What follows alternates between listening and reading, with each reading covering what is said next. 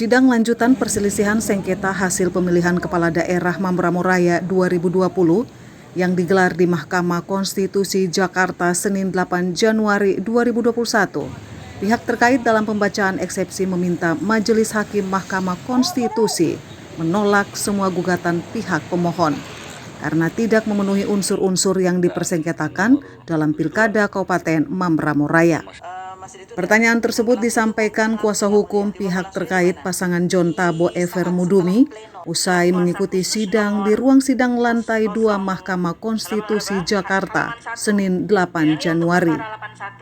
Kuasa hukum pihak terkait Eliezer Murafer yang didampingi oleh Baharudin Farawoman kepada paraparatv.id mengatakan permohonan yang disampaikan pemohon pasangan Dorinus Dasinapa, Andi Maai dan Robi Rumansara Jante Puni ke Mahkamah Konstitusi terkait sengketa Pilkada Mamberamo Raya tidak memenuhi unsur-unsur dan sangat kabur. Selain itu, menurut Eliezer, batas tenggang waktu dalam Undang-Undang Pemilu yaitu permohonan pemohon ke Mahkamah Konstitusi yaitu 3 hari dari penetapan KPU. Namun, kedua pasangan tersebut memasukkan permohonan mereka ke MK telah melewati batas tenggang waktu yang diatur dalam Undang-Undang Pemilu. Berikut wawancara Eliezer Murafer, kuasa hukum pihak terkait pasangan John Tabo Efer Mudumi dengan jurnalis paraparatv.id Jeffrey Patir Rajawane dalam program Papua Bicara. 81 garing PHP titik bub garis datar 19 garing 2021. Hari ini kita bersidang, agendanya adalah mendengarkan keterangan dari termohon yaitu KPU Kabupaten Mamberamo Raya. Yang berikut keterangan dari pihak terkait. Yang berikut mendengarkan keterangan daripada Bawaslu Mamberamo Raya. Untuk kami sendiri, untuk kuasa hukum dari pihak terkait yang mewakili Pak John Tabo sebagai calon yang dinyatakan sebagai pemenang oleh putusan KPU, bahwa kami sendiri menanggapi permohonan yang diajukan oleh pemohon yaitu Pak Robi Wilson Rumansara dan Pak Lukas Deci-Puni, kami mengajukan jawaban yaitu dalam bentuk eksepsi. Kami menanggapi dalam bentuk eksepsi tentang syarat formil mengajukan suatu permohonan ke Mahkamah Konstitusi terkait dengan sengketa pemilu kada. Dan juga kami menanggapi di dalam permohonannya, pokok permohonannya. Bahwa kami sendiri di dalam jawaban kami tentang eksepsi, kami ada mengajukan beberapa poin, yaitu pertama tentang kewenangan Mahkamah Konstitusi yang untuk mengadili sengketa yang diajukan oleh Pak Robi Wilson. Yang kedua, kedudukan hukum atau legal standing daripada pemohon. Yang berikut, tenggang waktu pengajuan permohonan dan juga pengajuan perbaikan kelengkapan permohonan. Terus ada di dalam permohonan itu menarik Bawaslu sebagai pihak terkait. Kami menanggapi itu dan juga kami menjelaskan dalam bahwa permohonan ini dinyatakan kabur. Yang pertama tentang kewenangan Mahkamah Konstitusi, bahwa kami sebagai pihak terkait berpendapat bahwa permohonan yang diajukan oleh Pak Robi Wilson Rumansara dan Pak Lukas Deci-Puni SPD, menurut kami bahwa Mahkamah Konstitusi tidak berwenang untuk mengadili perkara. Sebab dalam ketentuan pasal 157 ayat 3 Undang-Undang Nomor 10 Tahun 2016 tentang perubahan kedua atas Undang-Undang Nomor 1 Tahun 2015 tentang pemilihan gubernur, bupati, dan wali kota menjadi undang-undang, dan juga di dalam pasal 1 angka 11 peraturan Mahkamah Konstitusi tentang tata cara beracara dalam perselisihan hasil pemilihan gubernur dan wali kota, dijelaskan bahwa pada intinya menjelaskan bahwa suatu permohonan pokoknya harus menjelaskan tentang adanya permasalahan dan atau kekeliruan perhitungan perolehan suara yang dilakukan oleh termohon, dalam hal ini KPU Mamberamo Raya, dalam menetapkan pihak terkait sebagai peserta yang memperoleh suara terbanyak atau pemenang dalam pemilihan bupati dan wakil bupati Kabupaten Mamberamo Raya tahun 2020. bahwa di dalam permohonan sendiri tidak satupun dalil atau item dalam permohonan yang diajukan yang menjelaskan tentang terkait tadi kesalahan daripada KPU melakukan verifikasi dan juga perhitungan dan menetapkan Pak John Tabo sebagai pemenang. Tidak ada satupun frasa maupun item yang menjelaskan tentang itu. Justru itu kami berpendapat bahwa permohonan ini haruslah ditolak dan Mahkamah Konstitusi tidak berwenang karena tidak terpenuhinya pasal 157 ayat 3 tadi. Yang berikut tentang kedudukan hukum atau legal standing daripada pemohon. Bahwa menurut kami pemohon dalam permohonannya tidak memenuhi ketentuan pasal 158 ayat 2 huruf A Undang-Undang Nomor 10 Tahun 2016 tentang perubahan kedua atas Undang-Undang Nomor 1 Tahun 2012 tentang pemilihan gubernur, bupati, dan wali kota menjadi undang-undang. Bahwa di dalam ketentuan pasal 158 ayat 2 huruf A tadi menjelaskan bahwa pada intinya menjelaskan bahwa jangka waktu pengajuan permohonan suatu sengketa perselisihan hasil pilkada ke Mahkamah Konstitusi yaitu 3 hari setelah permohonan tersebut ditetapkan oleh KPU atau ditetapkan oleh termohon. Bahwa faktanya KPU maksud kami adalah pasal 158 ini menjelaskan tentang ambang batas. Ambang batas pengajuan satu permohonan. Bahwa di dalam ketentuan tadi menjelaskan bahwa Kabupaten Mamberamo sendiri dengan jumlah penduduk 38.203 jiwa termasuk dalam ambang batas 2%. Bahwa objek sengketa sendiri di dalam permohonan, objek sengketa itu putusan KPU yang dikeluarkan oleh KPU Mamberamo Raya menyatakan bahwa total suara sah yang diperoleh dari yang ditetapkan oleh KPU itu 25.136 suara. Jadi kalau dipersenkan dia sama dengan 503 suara. Bahwa itu ambang batas. Yang berikut perolehan suara pihak terkait yaitu 8.577. Sedangkan perolehan suara yang didapati oleh pemohon sendiri yaitu 615 suara. Jadi terdapat selisih suara antara pemohon dengan pihak terkait yaitu 2.562 suara. Bahwa 2.562 suara ini sudah melebihi ambang batas 2% tadi, yaitu 503 suara.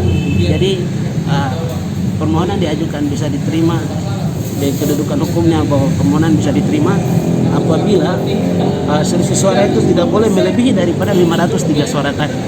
Tetapi faktanya bahwa selisih suara adalah 2.562 suara sehingga pemohon tidak memiliki kedudukan hukum untuk mengajukan permohonan ke Mahkamah Konstitusi, yaitu terkait dengan ketentuan pasal 158 ayat 2 huruf A tadi. Yang berikut tentang pengajuan permohonan. Bahwa berdasarkan ketentuan pasal 7 ayat 2 Peraturan Mahkamah Konstitusi nomor 6 tahun 2020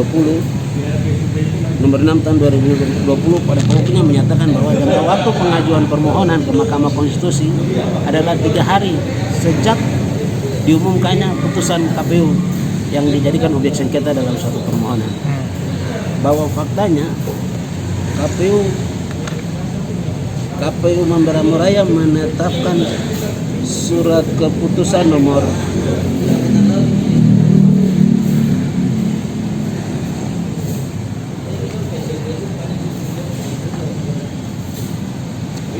faktanya bahwa KPU menetapkan surat keputusan nomor 200-PL.02.06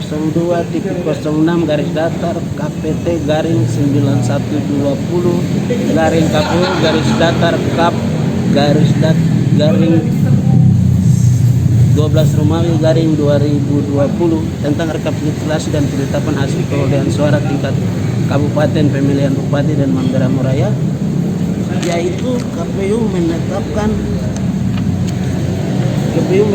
SK-nya tersebut pada hari Jumat,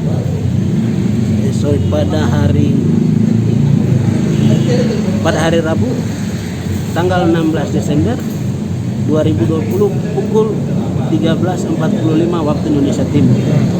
Maka jika dihitung 3 hari, jadi jangka waktu yang diberikan untuk mengajukan suatu permohonan ke Mahkamah Konstitusi terkait dengan SK KPU tadi, maka jangka waktunya dihitung 3 harinya itu mulai terhitung dari hari Sejak penetapan. mulai dari hari Rabu tanggal 16 Desember, hari Kamis tanggal 17 Desember, dan hari Jumat tanggal 18 Desember. Itu tenggang waktu yang diberikan oleh ketentuan undang-undang tadi, ketentuan. Nah, faktanya bahwa pemohon sendiri baru saja mengajukan permohonannya ke Mahkamah Konstitusi, yaitu mendaftarkan permohonannya ke Mahkamah Konstitusi yaitu pada hari Sabtu tanggal 19 Desember 2020 pukul 00.26 waktu Indonesia Barat. Artinya setelah penutupan. Ya. Hari keempat. Setelah hari keempat dia mendaftarkan. Dengan demikian maka berdasarkan ketentuan pasal 7 ayat 2 peraturan Mahkamah Konstitusi tadi, bahwa pemohon ini telah melewati tenggang waktu yang diberikan oleh undang-undang dalam mengajukan suatu proses hukum terhadap putusan KPU tentang penetapan hasil perolehan suara. Dengan demikian bahwa kami berpendapat bahwa permohonan ini harus ditolak oleh Mahkamah Konstitusi karena tidak memenuhi ketentuan peraturan perundang-undangan. Yang berikut tentang pengajuan perbaikan, bahwa di dalam perbaikan permohonan juga pemohon terlambat dalam memasukkan permohonan perbaikannya, bahwa jangka waktu 3 hari yang diberikan untuk perbaikan tersebut tidak dilaksanakan oleh pemohon. Selain itu, bahwa di dalam permohonan sendiri itu ada syarat-syarat lampiran yang harus disertakan di dalam satu permohonan. Tetapi bahwa di dalam permohonan pertama yang diajukan, bahkan sampai pada perbaikan, tidak pernah mengajukan lampiran permohonan tadi, tidak dilengkapi lampiran-lampiran permohonan itu, bahwa seperti permohonan harus dibuat dalam 7 rangka, ya, harus menyerahkan yang asli. Nah, itu tidak dilakukan oleh pemohon. Bahkan sampai persidangan yang lalu, pada sidangan pendahuluan pada yang pertama sidang di Mahkamah Konstitusi, hakim sempat menanyakan itu dan meminta, karena sampai sekarang permohonan yang asli belum juga diterima oleh hakim Mahkamah Konstitusi. Bahwa dengan demikian kami berpendapat bahwa permohonan ini dicatat secara formil dalam mengajukan suatu sengketa selisih hasil perolehan suara ke Mahkamah Konstitusi. Yang berikut bahwa menarik pihak terkait sebagai pemohon, menarik Bawaslu sebagai pemohon dalam permohonannya. Bahwa di dalam peraturan Mahkamah Konstitusi nomor 6 tahun 2020 di situ jelas bahwa yang menjadi pihak terkait adalah pasangan calon yang ditetapkan sebagai pemenang, sehingga Bawaslu tidak bisa ditarik sebagai pihak terkait. Yang harus ditarik sebagai pihak terkait adalah pemenang peroleh suara terbanyak, yaitu Pak John Tabo, paslon nomor 4. Nah, yang berikut tentang kami menjelaskan tentang permohonan kami, bahwa menurut kami setelah membaca permohonan yang diajukan oleh pemohon, kami berpendapat bahwa permohonan ini kabur, sebab tidak ada konsistensinya tentang penetapan jumlah hasil perolehan suara yang dimiliki oleh pemohon di dalam posita dan petita. Jadi apa yang dijelaskan di dalam posita, di dalam permintaannya jumlahnya itu berbeda perolehan suara. Ini menunjukkan bahwa permohonan ini tidak jelas berapa sih sebenarnya suara yang didapat oleh pemohon, suara keseluruhan. Karena di dalam permohonan, di dalam posita dan petitumnya tidak sangat berbeda jumlahnya. Nah, yang berikut tentang terhadap dalil-dalil pemohon dalam permohonannya, bahwa yang dipersoalkan yaitu seperti dipersoalkan di TPS 1 Kasanaweja, TPS 2 Kasanaweja, TPS 4 Kasanaweja, TPS 5 Kasanaweja, TPS 6 Kasanaweja, dan TPS 07 Kasanaweja. Pemohon menjelaskan bahwa telah terjadi persoalan di situ, bahwa undangan atau formulir C6 itu ada namanya lain, orang lain, digunakan oleh orang lain untuk mencoblos. Bagi kami bahwa dalil ini adalah dalil yang tidak benar dan harus dikesampingkan, hanya berdasarkan asumsi. Bahwa faktanya pemohon tidak bisa menjelaskan siapa yang melakukan itu. Kalaupun diizinkan oleh penyelenggara KPPS tingkat TPS, KPPS siapa yang melakukan hal itu? terus waktunya kapan, Oke. selain waktunya kapan, terus perbuatan seperti apa yang dilakukan. Oke. Itu Jadi tidak dijelaskan secara terperinci. Jadi kesimpulan di dalam kesimpulan kami itu keseluruhan bahwa terkait apa materi pemohon. terkait materi pemohon, kesimpulan kami adalah bahwa itu hanya asumsi daripada pemohon saja. Oke. Kenapa kami nyatakan asumsi dalam jawaban kami? Karena tadi bahwa dia tidak bisa menjelaskan siapa yang melakukan itu, bagaimana perbuatan itu dilakukan, waktunya kapan, Iya. terus berapa suara pemohon yang dirugikan dengan adanya perbuatan itu, dan juga ada berapa suara pihak terkait yang bertambah dengan adanya pelanggaran yang juga sebagai pelanggaran. Itu berikut. Yang kedua, bahwa dalam permohonannya dia, di dalam permohonannya pemohon mengasumsikan itu berdasarkan keterangan kesaksian daripada saksi-saksi tim suksesnya pemohon. Ini kan berarti tidak berimbang kesaksiannya. Ya. Lantas kira-kira apa permintaan Ya. pihak terkait ke majelis Jadi hakim? pada selain itu, bahwa jika pun ada keberatan, seharusnya pemohon saksinya melakukan keberatan, Oke.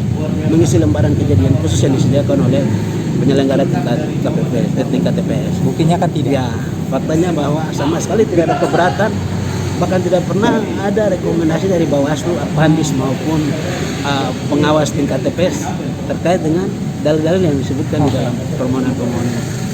Bahkan saksi-saksinya di tingkat TPS maupun tingkat distrik PPD menandatangani semua berita acara Oke. Baik. yang mengakui hasil tersebut.